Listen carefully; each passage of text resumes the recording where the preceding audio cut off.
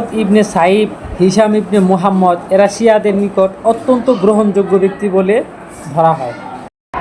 ইসলামের দ্বিতীয় খলিফা উমর রাদিয়াল্লাহু তাআলা আনহু এর সময়ে যখন ইসলামের বিস্তৃতি বেড়ে চলছিল, পারস্য বিজয় এবং অন্যান্য বিস্তৃত এলাকা যখন মুসলমানদের অধীনে হলো, তখন হরমুজান নামে শাসক সে পরাজিত হয়ে পরে ইসলাম গ্রহণ করে মুনাফিক হিসেবে লৌকিকতায়, কিন্তু তার মনে ছিল অন্য এক দুরভিসন্ধি। তার এই দুরভিসন্ধির কারণেই উমর রাদিয়াল্লাহু তাআলা আনহু শহীদ হন। সে আবু লুলু নামে এক ব্যক্তিকে ভাড়া করে তার মাধ্যমে ওই আবু লুলু 7 জনকে হত্যা করেছিল এবং সে নিজে পরে আত্মহত্যা করে। এইখান থেকেই শুরু হয় ফিতনা। উমর রাদিয়াল্লাহু তাআলা আনহু এর পরে যখন খলিফা হলেন উসমান রাদিয়াল্লাহু তাআলা আনহু, তিনি 12 বছর খিলাফতের দায়িত্ব পালন করেন। প্রথম 6 বছরকে বলা হয় স্বর্ণযুগ এবং তার এই 6 বছরে অত্যন্ত সুশৃঙ্খলভাবে তিনি খিলাফত পরিচালনা করছিলেন। তো এরই মধ্যে যখন সেই যে আবু লুলু হত্যা করলো উমর রাদিয়াল্লাহু তাআলা আনহুকে, তাই উমর রাদিয়াল্লাহু তাআলা আনহু এর পুত্র উবাইদুল্লাহ ইবনে উমর সেই আবু লুলুকে হত্যা করে পিতৃহত্যার প্রতিশোধ নেয়। যদিও এটা তার হক অধিকার ছিল, বিচার কার্যের মাধ্যমে হওয়া বাঞ্ছনীয় ছিল। তখন আলী রাদিয়াল্লাহু তাআলা আনহু ছিলেন বিচারক। তার কাছে বিচার গেল যে উবাইদুল্লাহ ইবনে উমরের বিচার করতে হবে। তখন দুইটা পক্ষ সৃষ্টি হয়ে গেল যে না, উবাইদুল্লাহ ঠিক আছে, পিতৃহত্যার প্রতিশোধ নিয়েছে। আর আলী রাদিয়াল্লাহু তাআলা আনহু এর কাছে যারা বিচার দিলেন, তারা এক পক্ষ বলল যে এটা বিচারের মাধ্যমে হওয়া উচিত ছিল, এটা সে নিজের হাতে আইন তুলে নিতে পারে না। এই যে দুইটা পক্ষ, এখান থেকে ইসলামের মূল ফিতনা শুরু হয়ে গেল। মুসলমানদের মধ্যে দুইটা পক্ষ হয়ে গেল, যে এক পক্ষ চায় উবাইদুল্লাহ ইবনে উমর রাদিয়াল্লাহু তাআলা আনহু বিচার হোক, আরেক পক্ষ চায় না, সে ঠিক কাজটি করেছে, পিতৃহত্যার প্রতিশোধ নিয়েছে। 23 হিজরি 27 জিলহজ আঘাতপ্রাপ্ত হয়েছিলেন উমর রাদিয়াল্লাহু তাআলা আনহু এবং শহীদ হলেন জিলহজ মাসের শেষ রাত্রে। আব্দুর রহমান ইবনে আবু বকর এসে উমর রাদিয়াল্লাহু তাআলা আনহুকে জানালেন যে হরমুজানকে আবু লুলুর সাথে কথা বলতে দেখেছেন, কানাঘুষা করছে তারা। এই সন্দেহপ্রবণ থেকে আব্দুর রহমান তাদের অতর্কিত হামলা করেন। তখন তাদের 2 মাথা বিশিষ্ট একটি খঞ্জর পড়ে যায়। ঘটনা শুনে উপস্থিত লোক গিয়ে উমর রাদিয়াল্লাহু তাআলা আনহুকে যে খঞ্জর দিয়ে আঘাত করে তার সাথে মিল পায়। এতে সবাই নিশ্চিত হয় যে আবু লুলুর সাথে হরমুজানের একটা সম্পর্ক আছে এই হত্যাকাণ্ডে। সে ছিল পারসিক সেনাপতি, যে রাসূল সাল্লাল্লাহু আলাইহি ওয়াসাল্লামের সাথে ওয়াদা ভঙ্গ করেছিল প্রথমেই। পারসিক প্রবীণ সেনাপতি হরমুজান যে উমর রাদিয়াল্লাহু তাআলা আনহুর সাথেও আরও 3 বার ওয়াদা ভঙ্গ করেছিল, সে ইসলাম গ্রহণের ঘোষণা দেয়। এরপরই মদিনায় বসবাস করতে থাকে। উমর রাদিয়াল্লাহু তাআলা আনহুর পুত্র উবাইদুল্লাহ যখন শোনেন যে তার পিতার হত্যাকাণ্ডে হরমুজান জড়িত, উমর রাদিয়াল্লাহু তাআলা আনহু এর ইন্তেকালের পর তাকে হত্যা করেন উবাইদুল্লাহ। এই ঘটনায় উসমান রাদিয়াল্লাহু তাআলা আনহু বিশিষ্ট সাহাবাদের নিয়ে পরামর্শ করেন, যা উমর রাদিয়াল্লাহু তাআলা আনহুর মৃত্যুর 3 দিন পর হয়। তো এই হত্যাকাণ্ডের বিচার হিসেবে আলী রাদিয়াল্লাহু তাআলা আনহু রায় দিয়েছিলেন যে উবাইদুল্লাহকে মৃত্যুদণ্ড দিতে হবে, কিন্তু আনসার ও মুহাজির অন্যান্য বেশ কিছু সাহাবাগণ বললেন যে গতকাল তার পিতা মারা গেছে, এখন তাকে এই সময় মৃত্যুদণ্ড দেওয়াটা কতটা যুক্তিযুক্ত, এই নিয়ে একটা বিতর্কের সৃষ্টি হয়েছিল। এ সময় উবাইদুল্লাহ ইবনে উমর বন্দী ছিলেন সাদ ইবনে আবু ওয়াক্কাস রাদিয়াল্লাহু তাআলা আনহু এর ঘরে। উমর রাদিয়াল্লাহু তাআলা আনহু এর মৃত্যুর পর 3 দিন ইসলামী শাসন ব্যবস্থা খিলাফত শূন্য ছিল। তখন উসমান রাদিয়াল্লাহু তাআলা আনহু দায়িত্বে ছিলেন না। এই সূত্র ধরে আমর ইবনে আস বলেছিলেন যে যেহেতু উসমান রাদিয়াল্লাহু তাআলা আনহু দায়িত্বে ছিলেন না, তাই তাকে ছেড়ে দেওয়া যায়। উসমান রাদিয়াল্লাহু তাআলা আনহু খিলাফতে বসে তিনি বললেন, আমি নিহত ব্যক্তির অভিভাবক, আমি এই হত্যার জন্য দিয়ত রক্তপণ ফয়সালা দিলাম এবং তা আমার নিজস্ব সম্পদ থেকে পরিশোধ করব। সূত্র আল ইসাবা 5ম খণ্ডের 42 থেকে 43, তারিখু ইবনে খালদুন 2য় খণ্ডর 571 পৃষ্ঠা। উমর রাদিয়াল্লাহু তাআলা আনহু এমনিতেই এই পারসিকদের দ্বারা তিনি নিজে নিহত হতে পারেন এর আশঙ্কায় ছিলেন। এটা আব্দুল্লাহ ইবনে আব্বাসের সাথে বলেছিলেন এক সময় কথা প্রসঙ্গে, এবং তিনি পরামর্শ দিয়েছিলেন যে চাইলে পারসিকদের হত্যা করা বা দিয়ত নেওয়ার, কিন্তু উমর রাদিয়াল্লাহু তাআলা আনহু তাদের ক্ষমা করেন। তারপরও মদিনায় এই পারসিকদের বসবাস বেড়ে গিয়েছিল। ফলে ইসলামের মূল যে ফিতনা ছড়ানো এই পারসিকদের মাধ্যমেই, সেই হরমুজান আবু লুলুর মাধ্যমেই ছড়িয়ে যায় উমর রাদিয়াল্লাহু তাআলা আনহু এর শহীদ হওয়ার ঘটনার পর, এবং তা চূড়ান্ত পর্যায়ে পৌঁছে উসমান রাদিয়াল্লাহু তাআলা আনহু এর হত্যার মধ্য দিয়ে। অথচ এই উসমান রাদিয়াল্লাহু তাআলা আনহু ছিলেন রাসূল সাল্লাল্লাহু আলাইহি সাল্লামের একজন বিশিষ্ট সাহাবী, জান্নাতের সুসংবাদ প্রাপ্ত। রাসূল সাল্লাল্লাহু আলাইহি সাল্লামের 2 কন্যাকে বিয়ে করেছিলেন এক কন্যা মারা যাবার পর। রাসূল বলেছিলেন, যদি আমার আরও একটি কন্যা থাকতো তাহলে আমি তাকেও এই উসমান রাদিয়াল্লাহু তাআলা আনহু এর সাথে বিবাহ দিতাম। আপনার এই বইটি পড়ে আমি যেটা জানতে পারলাম, উসমান রাদিয়াল্লাহু তাআলা আনহু সম্পর্কে শিয়ারা বা তার বিরুদ্ধবাদীরা যে বেশ কিছু অভিযোগ নিয়ে হাজির হয়েছিল। প্রায় 20টির মতো অভিযোগ আরোপ করেছিল, যা ছিল সম্পূর্ণ মিথ্যা অপবাদ। খলিফা উসমান রাদিয়াল্লাহু তাআলা আনহু নাকি আব্দুল্লাহ ইবনে মাসউদ রাদিয়াল্লাহু তাআলা আনহুকে প্রহার করেন, ফলে তার হাড় ভেঙে গিয়েছিল, তার ভাতা বন্ধ করেন। অথচ তিনি উসমান রাদিয়াল্লাহু তাআলা আনহু এর বায়াত গ্রহণ করেন, সর্বোত্তম ব্যক্তি আখ্যা দেন। খলিফার পক্ষে কুফার বাইতুল মালের রক্ষক ছিলেন। গভর্নর সাদ ইবনে আবু ওয়াকাসের সাথে ঋণ নিয়ে বিরোধ ছিল, যা সাদ নির্দিষ্ট সময় পরিশোধ করেননি। তাই কুফাবাসী বিদ্রোহ করে রাসূল সাল্লাল্লাহু আলাইহি সাল্লামের নাম মামা সাদ এর প্রতি অশোভন আচরণ করে। অবস্থার বেগতিক দেখে সাদ রাদিয়াল্লাহু তাআলা আনহুকে পদচ্যুত করেছিলেন। শুধু উমার ইবনে ইয়াসির রাদিয়াল্লাহু তাআলা আনহুকে আঘাত করেন, নাড়ি ভুঁড়ি বের হয়ে যায়, অথচ তিনি সিফফিনের যুদ্ধ পর্যন্ত জীবিত ছিলেন।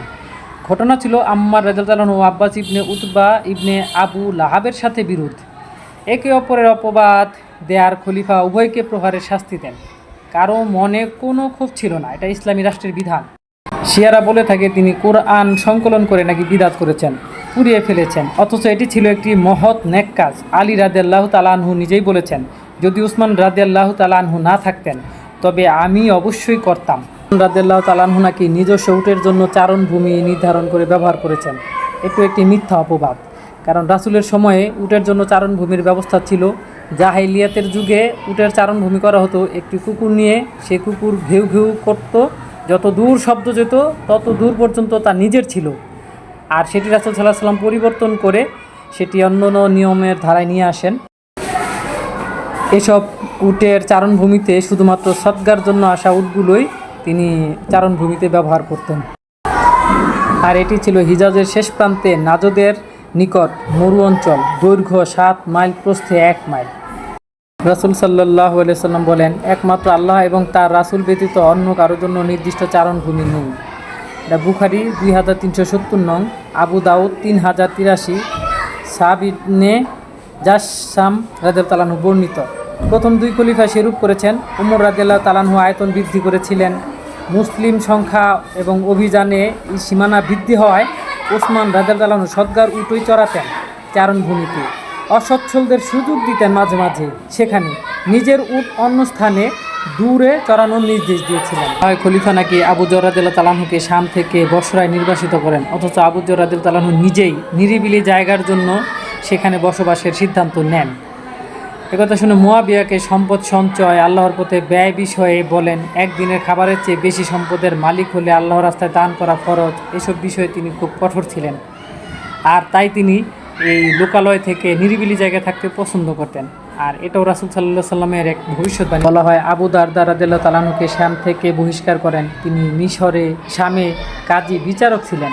আসলে তিনি ছিলেন উমর রাদিয়াল্লাহু তাআলা আনহু এর মতো কঠোর। লোকেরা তার প্রতি অসন্তুষ্ট ছিল। শামের গভর্নর তখন মুয়াবিয়া রাদিয়াল্লাহু তাআলা আনহু আবু দারদা রাদিয়াল্লাহু তাআলা আনহু সম্পর্কে বিভিন্ন অভিযোগ এনে খলিফা থেকে পদচ্যুত করেন। স্বেচ্ছায় মদিনায় এসে বসবাস করতেন। শিয়াদের একটা ভ্রান্ত দাবি ছিল রাসূল সাল্লাল্লাহু আলাইহি সাল্লাম কর্তৃক নির্বাসিত হাকাম ইবনে আবুল আসকে নাকি ফিরিয়ে আনেন খলিফা, সাথে তার পুত্র মারওয়ানকে। অথচ এমন কোনো তথ্য বা হাদিস সিহাসিত্তাতে নেই যে রাসূল সাল্লাল্লাহু আলাইহি সাল্লাম তাদের নির্বাসিত করেছিলেন। অথচ মক্কা বিজয়ের পর আর কোনো হিজরত নেই, বুখারী একটি হাদিস। এই সময় এই মক্কা বিজয়ের সময় 2000 মুসলিম হয়, তাদের বলা হয় ক্ষমাপ্রাপ্ত বা তুলাকা। তাছাড়া মক্কা বিজয়ের সময় মারওয়ানের বয়স ছিল মাত্র 8 থেকে 10 বছর, তাই তাকে বিতাড়নের প্রশ্নই ওঠে না। সবচেয়ে বড় কথা, ওসমান রাদিয়াল্লাহু তাআলা আনহু রাসূল সাল্লাল্লাহু আলাইহি সাল্লামের সুন্নাহ যেভাবে পালন করতেন, এতে যদি রাসূল সাল্লাল্লাহু আলাইহি সাল্লাম তাদের সত্যি নির্বাসিত করতেন তবে কখনোই তিনি ফিরিয়ে আনতেন না। কি সফরে সালাত কসর করার সুন্নত বন্ধ করেছেন।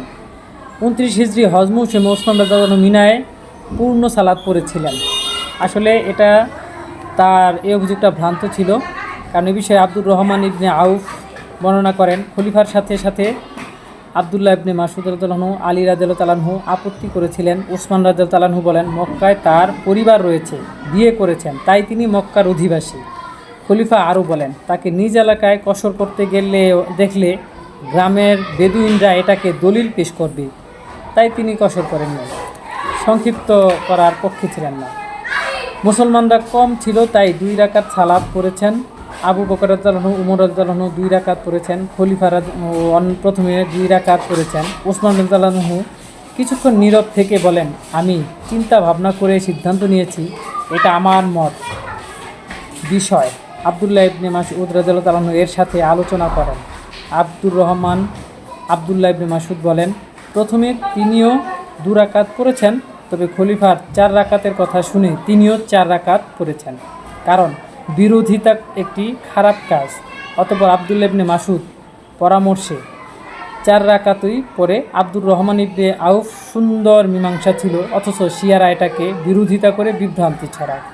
তাদের অভিযোগ ছিল মুয়াবিয়া রাদিয়াল্লাহু তাআলা আনহু খলিফার নিকটাত্মীয়, তাই তাকে গভর্নর করেছেন। এই অভিযোগটা একটা ভ্রান্ত অভিযোগ, কারণ উমর রাদিয়াল্লাহু তাআলা আনহু তাকে আমর ইবনে সাদ রাদিয়াল্লাহু তাআলা এর স্থলে হোমসের গভর্নর করেছিলেন, কারণ আমর ইবনে সাদ রাদিয়াল্লাহু তাআলা আনহু ছিলেন দুনিয়া বিমুখ। আসওয়াস মহামারীতে একজন গভর্নর মারা গেলে তাকে করা হয় পরহেজগার, পরে তাকে পুরো শামের গভর্নর করেন। রাসূল সাল্লাল্লাহু আলাইহি ওয়াসাল্লাম মুয়াবিয়া রাদিয়াল্লাহু তাআলা এর জন্য দোয়া করে বলেন, হে আল্লাহ, তাকে হেদায়েতের মাধ্যম বানিয়ে দিন। উমাইর ইবনে সাদ বর্ণিত, তিরমিজি 3843 নং হাদিস। একটি স্বজনপ্রীতির অভিযোগ করা হয়। আবদুল্লাহ ইবনে আমের ইবনে কুরাইজা রাদিয়াল্লাহু তাআলা আনহুকে বসরার গভর্নর করেন, অথচ আবদুল্লাহ ইবনে আমের ছিলেন পিতার দিকে উমাইয়া, মায়ের দিকে বনু হাশিম। তার দাদি ছিলেন রাসূল সাল্লাল্লাহু আলাইহি সাল্লামের ফুপু। রাসূল সাল্লাল্লাহু আলাইহি সাল্লাম তাকে জন্মের পর নিজ মুখে লালা দেন এবং মানুষের পানি লাভের দোয়া করেন, শিক্ষা লাভের। সূত্র মুস্তাদরাক হাকিম, 3য় খণ্ড 771 নং। বলা হয় মারওয়ান ইবনে হাকামকে নাকি গভর্নর করেছিলেন। এই অভিযোগটি সম্পূর্ণ ভিত্তিহীন, কারণ তিনি গভর্নর ছিলেনই না। তার থেকে হাদিস বর্ণনা করেছেন জাইনুল আবেদিন, শিয়াদের 4র্থ ইমাম, অথচ তার বিরুদ্ধে অভিযোগ করে। বৃষ্টির মতো ভ্রান্ত অভিযোগ নিয়ে বিভিন্ন অঞ্চল থেকে এই বিভ্রান্তরা, বিদ্রোহীরা মদিনার দিকে অগ্রসর হয় এবং তারা বিভিন্ন রকম অত্যাচার অনাচার করতে থাকে এবং বিভ্রান্তি ছড়াতে থাকে। তারা রওনা হয়েছিল 35 হিজরি ভোরে। মদিনায় পৌঁছে অভিযোগ নিয়ে শাওয়ালের শেষ, জিলকদের শুরুতে একটা মীমাংসা বা আলোচনা সভায় বসে। ওসমান রাদিয়াল্লাহু তাআলা আনহু তাদের প্রত্যেকটি অভিযোগের সঠিক জবাব দিচ্ছিলেন। প্রত্যেক শহর থেকে 4টি দল বের হয়েছিল। বিদ্রোহীদের নেতৃত্বে ছিল বসরার প্রতিনিধি হাকিম ইবনে জাবাল, বিশর ইবনে জুরাই ইবনে আব্বাদ ইবনে মুহাররিক হানাফি। তাদের নেতৃত্ব দেয় হুরকুস ইবনে জুহাইর সাদি, সাথে 600 থেকে 1000 লোক ছিল। হাকিম ইবনে জাবাল ছিল দুশ্চরিত্র ও প্রসিদ্ধ চোর। কুফা থেকে 4 দলের নেতৃত্বে ছিল আশতার নাখাই, জায়েদ ইবনে শাওহান, জিয়াদ ইবনে নাজর, হারেস ইবনে আবদুল্লাহ ইবনে আসাম। তাদের নেতৃত্বে আমর ইবনে আসাম। তারও দলে ছিল 600 থেকে 1000 লোক। মিশর থেকে 4 দলের নেতা আব্দুর রহমান ইবনে উবাইদ, কিনানায়া ইবনে বিশর, সাউদান ইবনে হুমরান, উতাইবা শাকুনি। তাদের নেতৃত্বে গাফেকি ইবনে হারব আক্কি। তার দলেও ছিল 600 থেকে 1000 লোক। সব মিলিয়ে 2000-এর মতো বিদ্রোহী জনতা নিয়ে তারা বিদ্রোহের জন্য বেরিয়েছিল। বিদ্রোহীরা বের হয়েছিল মূলত হজের কথা বলে, কারণ তখন হজের মৌসুম। মিশরের গভর্নর ওসমান রাদিয়াল্লাহু তাআলা আনহু এর খিলাফতে যেটি আবদুল্লাহ ইবনে সাদ ইবনে আবু সারহ ষড়যন্ত্র বুঝতে পেরেছিলেন এবং তিনি চিঠিতে খলিফাকে সে কথা জানিয়েছিলেন যে তারা হজের জন্য নয়, তারা বিদ্রোহ বা অন্য কিছু করার জন্য বের হয়েছে। কিন্তু চিঠি পৌঁছতে দেরি হয়। বসরা, কুফা ও মিশর থেকে যে দলগুলো বের হয়েছিল তাদের নেতৃত্বে প্রায় 2000-এর লোক সমবেত হয়। তাদের দাবি ছিল যে ওসমান রাদিয়াল্লাহু তাআলা আনহু এর খলিফা পদ থেকে বরখাস্ত হওয়া। আর এই 3 দলের মূল নেতৃত্বে ছিল গাফেকি ইবনে হারব আক্কি, আর এদের ষড়যন্ত্রের মূল পরিকল্পনাকারী ছিল ইবনে সাবা। তাদের সবাই খলিফার পদত্যাগ দাবিতে একমত হলেও পরবর্তী খলিফা কে হবে এ নিয়ে বিতণ্ডা চলছিল, দ্বিমত ছিল। কুফাবাসী চেয়েছিল জুবাইর ইবনে আওয়ামকে, বসরা চেয়েছিল তালহা ইবনে ওবায়দুল্লাহকে, উসমান রাদিয়াল্লাহু তাআলা আনহু চেয়েছিলেন যে তাদের প্রতিনিধি পাঠাবে এবং পছন্দের লোককেই করা হবে। কারণ কুফা, বসরা ও মিশরে এরা আগে শাসক ছিলেন। বিদ্রোহীদের বোঝানোর জন্য উসমান রাদিয়াল্লাহু তাআলা আনহু প্রতিনিধি পাঠান। মিশর দলে বোঝাতে যান আলী রাদিয়াল্লাহু তাআলা আনহু এবং বিদ্রোহীদের তিরস্কার করে তিনি ফিরে যেতে বলেন। তালহা বসরার দলে গিয়ে তাদের বোঝান বিদ্রোহ থামানোর জন্য এবং তাদের ফিরে যাওয়ার আহ্বান করেন। সূত্র আল বিদায়া ওয়ান নিহায়া থেকে নেওয়া হয়েছিল, 7ম খণ্ড 194 পৃষ্ঠা। কিন্তু বিদ্রোহীরা একটি আবেদন করে যে উসমান রাদিয়াল্লাহু তাআলা আনহু এর সাথে একটি বৈঠকের ব্যবস্থা করে দিতে, এবং তারা সেই বৈঠকের ব্যবস্থা করে দেন। বৈঠকে বিদ্রোহীদের পক্ষ থেকে একজন উসমান রাদিয়াল্লাহু তাআলা আনহুকে আয়াত পাঠ করতে বলেন, কোরআনের 9ম সূরা ইউনুস, এবং সেই সূরা পাঠ করতে গেলে আল্লাহ কি তোমাদের অনুমতি দিয়েছেন নাকি তোমরা আল্লাহর উপরেই মিথ্যাচার করছো, 59 নং আয়াত। এটি যখন তিলাওয়াত করছিলেন তখন বিদ্রোহীরা তাকে থামিয়ে দিয়ে বলেন যে কি অনুমতি দিয়েছেন আপনাকে, নাকি আপনি আল্লাহর উপর মিথ্যাচার করছেন। এইভাবে তারা খলিফার উপর প্রথমেই শুরু করলো একটা হট্টগোল এবং খলিফাকে বাধা দিয়ে তাদের উদ্ধত্যপূর্ণ আচরণ শুরু করে। অতঃপর এক এক করে তারা এক একটি অভিযোগ উত্থাপন করতে থাকে। উসমান রাদিয়াল্লাহু তাআলা আনহু তার সঠিক জবাব দিচ্ছিলেন। প্রত্যেকটি প্রশ্নের উত্তরে যখন সন্তোষজনক জবাব দিচ্ছিলেন তখন উসমান রাদিয়াল্লাহু তাআলা আনহু তাদের প্রশ্ন করেন যে তোমরা আসলে কি চাও। তারা বলে যে তারা নির্ধারিতরা ফিরে আসবে, বঞ্চিতদের দান করবেন, বিশ্বস্ত যোগ্য ব্যক্তিকে নিয়োগ দিবেন, বন্টনে সমতা আনবেন।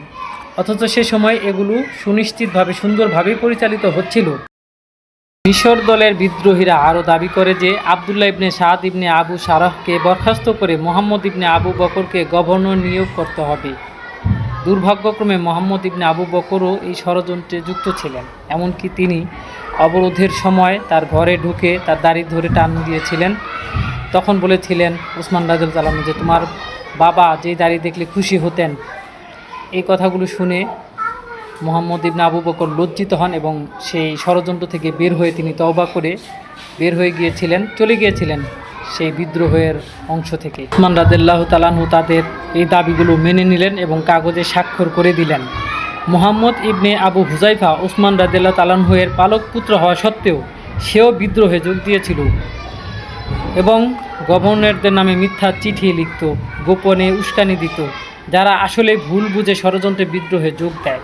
এ ধরনের আরও কয়েকজন এই বিদ্রোহে জড়িত হয়ে পড়ে। তাই বেশিরভাগ বিদ্রোহীরা সেখান থেকে চলে গেলেও আস্তার নাখাই ও হাকিম ইবনে জাবালা সে মদিনায় থেকে যায় এবং ষড়যন্ত্র পাকাতে থাকে এবং আয়েশা রাদিয়াল্লাহু তাআলা আনহুয়ের নামে ও উসমান রাদিয়াল্লাহু তাআলা আনহুয়ের নামে, এমনকি জুবায়ের ইবনে আওয়াম তাদের নামেও মিথ্যা চিঠি লিখতে থাকে। তারা দলের বিদ্রোহীরা উত্তর পশ্চিমে ফেরার পথে এক উষ্টারোহীকে দেখে, সে তাদের কাছাকাছি গিয়ে আবার দূরে চলে আসে। সন্দেহ হলে তাকে যখন ধরা হয় বলা হয় সে খলিফার দূত, কিন্তু আসলে সে খলিফার দূত নয়। তাকে তল্লাশি করে চিঠি পাওয়া যায় যেখানে আবদুল্লাহ ইবনে সাদ ইবনে সারাহকে নির্দেশ দিয়েছেন উসমান রাদিয়াল্লাহু তাআলা আনহু যে ফিতনাবাজদের কিছু ব্যক্তিকে হত্যা, যেমন মোহাম্মদ ইবনে আবু বকরকে, কাউকে অঙ্গপ্রত্যঙ্গ কাটা, কাউকে শুলে চড়ানো।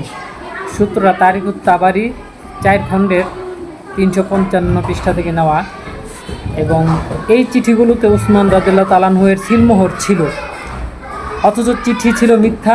এ সম্পর্কে উসমান রাদিয়াল্লাহু তাআলা আনহু কিছু জানতেন না, এমনকি আয়েশা রাদিয়াল্লাহু তাআলা আনহুও জানতেন না। 35 হিজরি জিলকদ মাসের মাঝামাঝি আরেকটি চিঠি পায় বাহিনীরা আলী রাদিয়াল্লাহু তাআলা আনহু এর নামে, যেখানে লেখা ছিল মদিনায় আগমনের নির্দেশ। চিঠিতে দেখা যায় তাদেরকে মদিনায় ফিরে আসার জন্য বলা হয়েছে, তাই তারা মদিনার দিকে ফিরে আসতেছিল। মিশরি দল অবাক হয়। আলী রাদিয়াল্লাহু তাআলা তাদের মদিনা থেকে বের করার চেষ্টা করেন। ইতিমধ্যে কুফা ও বসরার বিদ্রোহীরাও সেই অনুরূপ নকল চিঠির সংবাদ পেয়ে ফিরে আসে। তাদের সে আগের দল আরও উত্তেজিত হয়ে যায়। বোঝা গেল মদিনার ভিতর থেকে ষড়যন্ত্র হচ্ছিল এবং সাহাবীদের নামে মিথ্যা চিঠি পাঠাচ্ছিল। তারিকুত তাবারি 4 খণ্ডের 351 নং থেকে নেওয়া। চিঠির বিষয়ে অনেকে সন্দেহ করেন যে চিঠি লিখেছে মারওয়ান ইবনে হাকাম, তাই মারওয়ানকে চায় তারা। উসমান রাদিয়াল্লাহু তাআলা আনহু মারওয়ানকে দেওয়ার শর্ত প্রত্যাখ্যান করেন। তিনি আশঙ্কা করেন মারওয়ানকে তারা হত্যা করবে। আলোচনা চলতে থাকে, বিদ্রোহ বাড়তে থাকে। আল্লাহ তাআলাহু ও বিশিষ্ট সাহাবীদের নামে মিথ্যা চিঠি বিদ্রোহীদের কাছে পাঠানোর বিষয়ে সন্দেহ করা হয় মারওয়ান ইবনে হাকামকে। তাই বিদ্রোহীরা মারওয়ানকে চায়, কিন্তু খলিফা ওসমান রাদিয়াল্লাহু তাআলাহু মারওয়ানকে হত্যা করবে এই আশঙ্কায় তাদের শর্ত প্রত্যাখ্যান করেন। বিদ্রোহী সংখ্যা প্রায় 2000-এর বেশি, আর মদিনায় তখন সাহাবীদের সংখ্যা মাত্র 700 জন। রক্তপাতের আশঙ্কায় ওসমান রাদিয়াল্লাহু তাআলাহু একটু নীরবতা পালন করছিলেন। যদিও আয়েশা রাদিয়াল্লাহু তাআলাহু হজে গিয়েছিলেন, আব্দুল্লাহ ইবনে আব্বাস তিনি হজের অনুমতি নিয়েছিলেন, কিন্তু বিদ্রোহের অবস্থা পর্যবেক্ষণ করছিলেন। তো জুম্মার নামাজের দিন খলিফার পেছনে নামাজ পড়ছিলেন সব বহিরাগত সাহাবীগণ, ভিতরে যারা আছেন তারা সবাই, এমনকি বিদ্রোহীরাও। তো জুম্মার দিন খলিফা মিম্বরে উঠে খুতবা বলেন, নামাজ পড়ান। অতঃপর তিনি আবার মিম্বরে উঠে বলেন, উসমান রাদিয়াল্লাহু তাআলাহু বলেন, হে বহিরাগত লোক সকল, আল্লাহকে ভয় করো। দুনিয়াবাসী জানে যে তোমরা, আল্লাহর শপথ, নিশ্চয়ই মদিনাবাসী জানে যে তোমরা হলে রাসূল সাল্লাল্লাহু আলাইহি সাল্লামের ভাষায় অভিশপ্ত। তাই নেক কাজ দ্বারা তোমাদের ভুলগুলো মুছে ফেলো। নিশ্চয়ই আল্লাহ তাআলা মন্দকে মুছে দেন একমাত্র নেক কাজ দ্বারা। সাহাবী মুহাম্মদ ইবনে মাসলামা দাঁড়িয়ে এর পক্ষে সাক্ষ্য দেন। হাকিম ইবনে জাবালা তাকে জোর করে বসিয়ে দিয়ে গালমন্দ করেন। যায়েদ ইবনে সাবেত আনসারী বলেন, নিশ্চয়ই এই কথা কোরআনে আছে। সূত্র আল বিদায়া ওয়ান নিহায়া, 7ম খণ্ড, 197 পৃষ্ঠা। ফিতনাবাজ মুহাম্মদ ইবনে আবি মুরাইরা দাঁড়িয়ে জায়েদকে গালমন্দ করে। জাহজা গিফারি নামক ফিতনাবাজ দাঁড়িয়ে উসমান রাদিয়াল্লাহু তাআলাহু এর কাছে গিয়ে তার লাঠি কেড়ে নিয়ে হাত দিয়ে ভেঙে ফেলে এবং উসমান রাদিয়াল্লাহু তাআলাহুকে আহমক বলে গালমন্দ করে মিম্বর থেকে নামতে বলে লাঠিতে ভর করে উসমান রাদিয়াল্লাহু তাআলাহু খুতবা দিতেন। যা ছিল রাসূল সাল্লাল্লাহু আলাইহি সাল্লাম এর পরে এটা আবু বকর, ওমর রাদিয়াল্লাহু আনহু ব্যবহার করেছেন।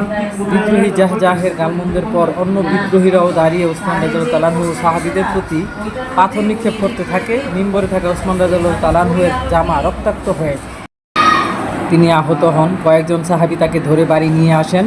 এরপরে বিদ্রোহীরা খলিফার বাড়ি অবরোধ করে রাখে। তিনি আর বাড়ি থেকে বেরোতে পারেননি সেদিনের পর। সূত্র বিদায়া ওয়ান নিহায়া, 7ম খণ্ডের 197 পৃষ্ঠা।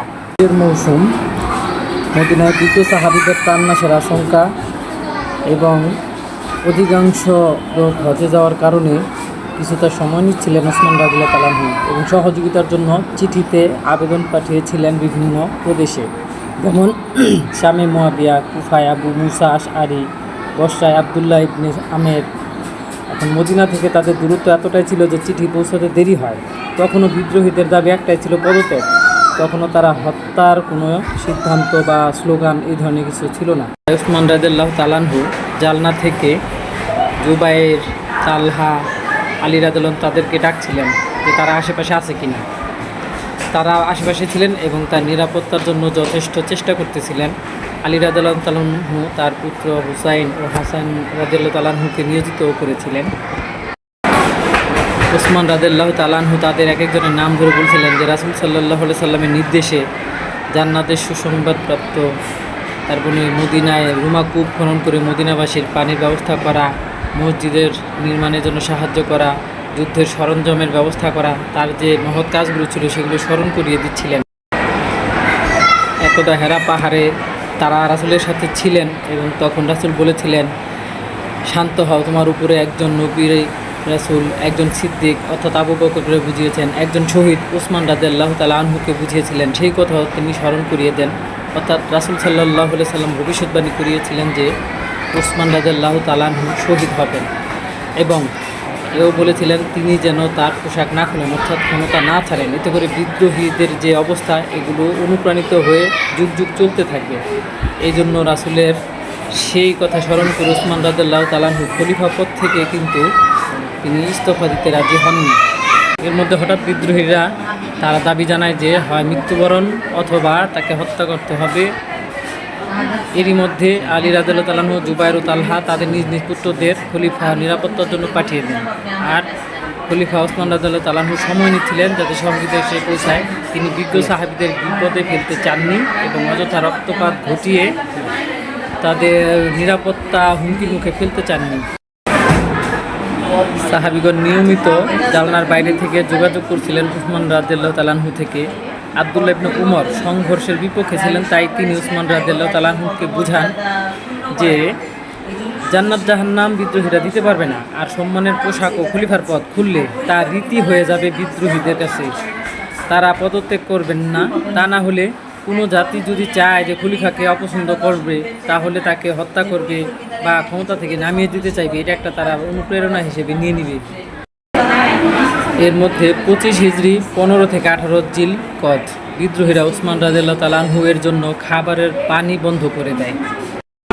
অথচ এই খলিফা একদিন মদিনার পানির কষ্ট দূর করার জন্য রুমাকুপ বিশাল অঙ্কের টাকায় কিনে তাদের পানির ব্যবস্থা করেছিলেন। আলী রাদিয়াল্লাহু তাআলা আনহু নিয়ে যাচ্ছিলেন, বিদ্রোহীরা শেখ হজরের তাকে অনেক গালমন্দ করে। তখন আলী রাদিয়াল্লাহু তাআলা আনহু বলেন যে রোমকরা এমনকি পারসিকরাও এমন নির্দয় আচরণ করেনি। রাসূলের স্ত্রী উম্মে হাবিবা পানি কাপড়ে ঢেকে নিয়ে যাচ্ছিলেন, বিদ্রোহীরা তাকে ধাক্কা দিয়ে খচ্চর থেকে লাগাম কেটে দেয়। তিনি পড়ে যান, অন্যরা এসে সাহায্য না করলে তিনি সেখানেই মারা যেতেন। বিদায়া ওয়ান নিহায়া থেকে 7ম খণ্ডের 209 পৃষ্ঠা। অবরোধের প্রথম 2 দিন প্রতিবেশী আমর ইবনে হিজাম এর ঘর থেকে পানি ব্যবস্থা করেন খলিফা। তৃতীয় দিনে তাও বন্ধ হয়ে যায়। 35 হিজরি 17 জিলহজ বিদ্রোহীরা সংবাদ পায় যে শাম, বসরা, কুফাত সৈন্যদল মদিনার কাছাকাছি চলে এসেছে খলিফাকে সাহায্যের জন্য। মুয়াবিয়া পাঠিয়েছেন হাবিব ইবনে মাসলামার নেতৃত্বে শাম থেকে বিশাল সৈন্যদল। কুফার নেতৃত্বে কাকা ইবনে আমর তামিমি রাদিয়াল্লাহু তাআলা। বসরা সৈন্যদলের নেতৃত্বে মুজাশি ইবনে মাসুদ। মিশরের নেতৃত্বে মুয়াবিয়া ইবনে হুবাইশ রাহমাতুল্লাহ আলাইহি। গভর্নরগণ নিজ নিজ অঞ্চলে ছিলেন, বিশৃঙ্খলা যেন না হয়। বিদ্রোহীরা আটকে ওঠে, হত্যার জন্য তারা তড়িঘড়ি করতে থাকে। 35 হিজরি 17 তারিখ বৃহস্পতিবার রোজা রেখেছিলেন উসমান রাদিয়াল্লাহু তাআলা আনহু। তার স্ত্রী পাশের বাড়ি থেকে অতি গোপনে পানি নিয়ে এসেছিলেন, কিন্তু ততক্ষণে সুবে সাদিক হয়ে গিয়েছিল, তাই তিনি সেদিনও রোজা রেখেছিলেন। স্ত্রী নায়রা জিজ্ঞেস করেন যে ইফতারের জন্য পানি পেল কোথায়। তখন তিনি বললেন যে রাসূল সাল্লাল্লাহু আলাইহি সাল্লাম ছাদ থেকে উঁকি দিয়ে দেখেছেন তিনি সাথে পানি নিয়ে এসেছেন, তা পান করতে বললে তিনি তৃপ্তি সহকারে পান করেন। আরও বলেন, এরা আমাকে অপছন্দ করে, তুমি লড়াই করলে বিজয়ী হবে, আর তাদের ছেড়ে দিলে ইফতার হবে আমার সাথে। সূত্র বিদায়া ওয়ান নিহায়া 7ম খণ্ড 205। তাই তিনি শহীদ হওয়ার জন্য উদ্গ্রীব ছিলেন। 18 জিলহজ জুমার দিন কাসির ইবনে সালাত রাদিয়াল্লাহু তাআলা আনহু এসে উসমান রাদিয়াল্লাহু তাআলা আনহুকে বাইরে আঙ্গিনায় বসতে বলেন, যাতে লোকেরা তার চেহারা দেখে বিদ্রোহীরা ভয় পায়। বললেন, গত রাতে রাসূলকে স্বপ্নে দেখেছেন, তাই তার কাছে গিয়েছেন। আবু বকর, উসমান, উমর রাদিয়াল্লাহু তাআলা আনহুর সাথেই আছেন। অতঃপর রাসূল সাল্লাল্লাহু আলাইহি সাল্লাম বলেন, ফিরে যাও, আগামীকালই তুমি আমার সাথে ইফতার করবে। শেষ হাসান রাদিয়াল্লাহু তাআলা আনহু খলিফার সাথে দেখা করেছিলেন। খলিফা নামাজে পূর্ণ সূরা তথা সম্পূর্ণ পড়েন এবং কোরআন তিলাওয়াত করতে থাকেন। খলিফার সাহায্যকারী সৈন্যরা মদিনার খুব নিকটে চলে আসা সংবাদ পেয়ে বিদ্রোহীরা দ্রুত খলিফাকে হত্যার পরিকল্পনা করে। মূল ষড়যন্ত্রকারী ফিতনাবাজ কিনানা ইবনে বিশর তুজিবি খলিফার ঘরের দরজায় আগুন লাগিয়ে দেয়। কয়েকজন ঘরে প্রবেশ করে, অতঃপর আল মাউতুল আসওয়াদ প্রবেশ করে, অন্য মতে আবদুল্লাহ ইবনে সাবা প্রবেশ করে, কারো মতে অন্য কেউ, যে উসমান রাদিয়াল্লাহু তাআলা আনহুর গলা চেপে ধরে মৃত ভেবে তাকে ফেলে চলে যায়। তারিকুত তাবারি থেকে 4th খণ্ড 384 পৃষ্ঠা, বিদায়া 7ম খণ্ডের 206 পৃষ্ঠা।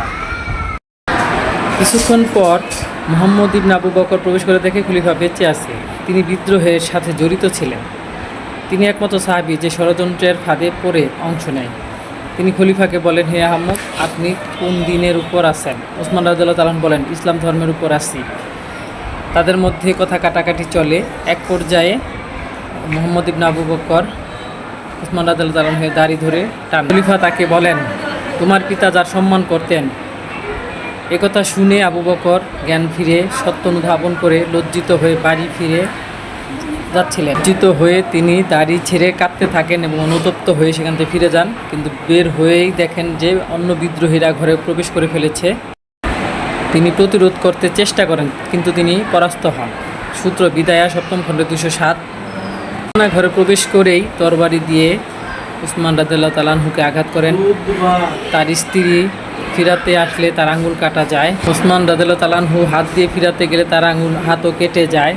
একসময় বিসমিল্লাহি তাওয়াক্কালতু আলাল্লাহ তিনি এই কথা বলেন।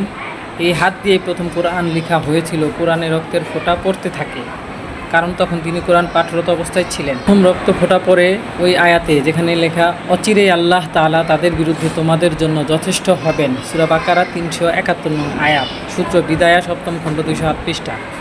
আল কামিল ফিত তারিখ 2য় খণ্ডের 544 পৃষ্ঠা। পাপিষ্ঠ কিনানা আবার তরবার দিয়ে আঘাত করতে গেলে তার স্ত্রী নাইলা হাত দিয়ে বাধা দেন, তার হাতের কবজি পড়ে যায়। বিদ্রোহী নেতা আব্দুর রহমান ইবনে উদাইস ছেড়ে দিতে বলে এবং তারা মাথা ছিন্ন না করে চলে যায়। খলিফার এক দাস সাউদানকে হত্যা করে বিদ্রোহী ফিতনাবাজ কাতারা সেই দাসকে শহীদ করে দেয়। অতঃপর ওসমানের উপর দাস কাতারাকে হত্যা করে ফিতনাবাজরা এই দাসকেও শহীদ করে। ওসমান রাদিয়াল্লাহু তাআলা আনহু-এর 2 দাস, কয়েকজন সাহাবী, তাদের সন্তান শহীদ হন। আহত হন আবদুল্লাহ ইবনে জুবায়ের, হাসান ও হুসাইন রাদিয়াল্লাহু তাআলা আনহু। সূত্র বিদায়া 7ম খণ্ড থেকে 210 পৃষ্ঠায়। বিভিন্ন অঞ্চল থেকে আসা সাহায্য করতে সৈন্যদলরা ওসমান রাদিয়াল্লাহু তাআলা আনহু-এর হত্যার খবর শুনে তারা ফেরত যান নিজ নিজ প্রদেশে। আলী রাদিয়াল্লাহু তাআলা আনহু তার পুত্র হাসান হুসাইনকে চর মারেন, কেন তারা খলিফার নিরাপত্তা দিতে ব্যর্থ হলো। সবাই যার যার অবস্থান থেকে শোকার্ত হয়ে পড়েন। আবু দাহদা তিনি ফতোয়া দেন যে বিদ্রোহী হত্যাকারীদের প্রতিশোধ গ্রহণ ওয়াজিব। খলিফার রক্তমাখা জামার নিচে বসে প্রায় 70,000 লোক কেঁদে কেঁদে প্রতিশোধ গ্রহণের শপথ নিয়েছিল পরবর্তীতে। সূত্র বিদায় 7ম খণ্ড 255। তারিখ ইবনে খালদুন 2য় খণ্ডে 625 পৃষ্ঠা। এই সময় আবু মুসলিম খাওলানিও তাবেই উপস্থিত ছিলেন।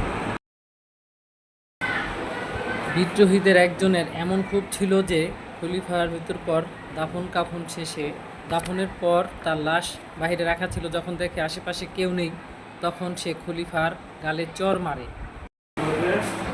সে পূর্বে কসম করেছিল যে সুযোগ পেলে খলিফাকে সে চর মারবে। পরবর্তীতে সে অনুতপ্ত হয়ে আল্লাহর দরবারে ক্ষমা চেয়েছিল, কিন্তু সেই আবার বলে, মনে হয় আল্লাহ আমাকে ক্ষমা করবে না। তার ডান হাত শুকিয়ে অসাড় হয়ে গিয়েছিল। সূত্র মুহাম্মদ ইবনে শিরিন বর্ণিত বিদায়া ওয়ান নিহায়ের 7ম খণ্ডের 213 পৃষ্ঠা। বিদ্রোহী সাউদান ইবনে হুমরান এসেও তরবারি দ্বারা খলিফাকে আঘাত করতে থাকে এবং পেটের মধ্যে আঘাত করে। ওসমান রাদিয়াল্লাহু তাআলা আনহু মাটিতে পড়ে গেলে পা দিয়ে আঘাত করে তারা তরবারি চেপে ধরে যাতে ভালোভাবে বিদ্ধ হয়। শহীদ হলেন ইসলামের 3য় খলিফা, 12 বছর খিলাফতের দায়িত্বে থাকা ওসমান রাদিয়াল্লাহু তাআলা আনহু। পাপিষ্ঠ আমর ইবনে হামিক এসে পরপর 9টি তরবারির আঘাত করে বলে যে প্রথম 3টি আঘাত আল্লাহর জন্য, পরের 6টি তার মনের ক্ষোভ মিটানোর জন্য। অতঃপর তারা ঘরে লুটপাট করতে থাকে, এমনকি ঘরের পান পাত্র পর্যন্ত লুটে নেয়। বাইতুল মাল থেকেও লুটেরা ওসমান রাদিয়াল্লাহু তাআলা আনহুর মস্তক ছিন্ন করতে গেলে ওসমান রাদিয়াল্লাহু তাআলা আনহুর 2জন স্ত্রী নাইলা ও উম্মুল মানি রহমতুল্লাহ আলাইহি এবং তার কন্যা চিৎকার করে ওঠেন। এরপরে তারা ওখান থেকে চলে যায়, শিরচ্ছেদ করতে পারেনি। ওসমান রাদিয়াল্লাহু তাআলা আনহু যখন খলিফা হলেন, তার প্রথম 6 বছর ছিল অত্যন্ত শান্তির ও প্রশ্নহীন রাজত্ব এবং দিকে দিকে ইসলাম ছড়িয়ে পড়ছিল। পরবর্তী 6 বছরে বিশৃঙ্খলা শুরু হয়। কেউ কেউ তাদের প্রকৃত ক্ষমতা না পেয়ে অথবা কাঙ্ক্ষিত পদবি না পেয়ে অনেকে অনেক বিচার সালিশে বিরক্ত হয়ে বা বিভিন্ন প্রতিশোধের কারণে অনেকে বিভিন্ন ধরনের যে ভ্রান্ত অভিযোগগুলো করছিল, এই অভিযোগগুলোর কারণে পরবর্তী 6 বছরে বিশৃঙ্খলা হতে থাকে। সেই বিশৃঙ্খলা থেকে তিনি শহীদ হলেন। আর এই ওসমান রাদিয়াল্লাহু তাআলা আনহুর শহীদ হওয়ার পর থেকে শুরু হয় প্রকৃত ফিতনা, যা শুরু হয় ওমর রাদিয়াল্লাহু তাআলা আনহুর হত্যার মধ্য দিয়ে। আমরা সবাই জানি যে ওসমান রাদিয়াল্লাহু তাআলা আনহুর হত্যার মধ্য দিয়েই ফিতনা শুরু হয়। আসলে ওমর রাদিয়াল্লাহু তাআলা আনহুকেও কিন্তু ফিতনাবাজদেরই লোকেরাই হত্যা করেছিল। এবং এর পরবর্তীতে শুরু হয় সিফফিনের যুদ্ধ, হস্তির যুদ্ধ। এভাবেই বিদ্রোহ ও ফিতনার মধ্য দিয়ে চলতে থাকা করতে ইসলামের মধ্যে বিভক্তি শুরু হয়ে যায়। শুরু হয় খারেজি শিয়া সম্প্রদায়। এই বইটা থেকে আমি সেই বিষয়গুলো জানতে পেরে ইতিহাসের প্রকৃত স্বচ্ছতা বুঝতে পেরেছি। তবে এই বইটাতে আমার মনে হয়েছে যেন যারা দোষী ছিল তাদেরও কিছুটা আড়াল করার চেষ্টা হয়েছে অবশ্য, অথবা এড়িয়ে যাওয়া হয়েছে। সাহাবীদেরকে এখানে অভিযোগ করা হয়নি, যদিও কিছু সাহাবীও জড়িত ছিল ফিতনায়। তো এভাবে যা হোক বইটা পড়তে পেরে আমি এই যে ভ্রান্ত লোক সমাজে প্রচলিত, মুসলমান সমাজে প্রচলিত বিভিন্ন অভিযোগ, এই অভিযোগগুলো যে চমৎকারভাবে খণ্ডন করা হয়েছে বইটিতে, যেটা বেশিরভাগ শিয়ারাই করে থাকে, এবং সেই অভিযোগগুলো চমৎকার খণ্ডন। এবং উসমান রাদিয়াল্লাহু তাআলা আনহু যে একজন জান্নাতে সুসংবাদপ্রাপ্ত সাহাবী, রাসূলের কন্যার স্বামী ছিলেন, যুন-নুরাইন কোরআন সংকলন করেছিলেন, তার সেই বিষয়গুলো চমৎকারভাবে ফুটে উঠেছে। তাই সবাইকে এই বইটা পড়ার আহ্বান জানাচ্ছি। বইটা পড়ে আমরা প্রকৃত সত্য জানতে পারবো। সবাইকে ধন্যবাদ, শুভকামনা। আসসালামু আলাইকুম।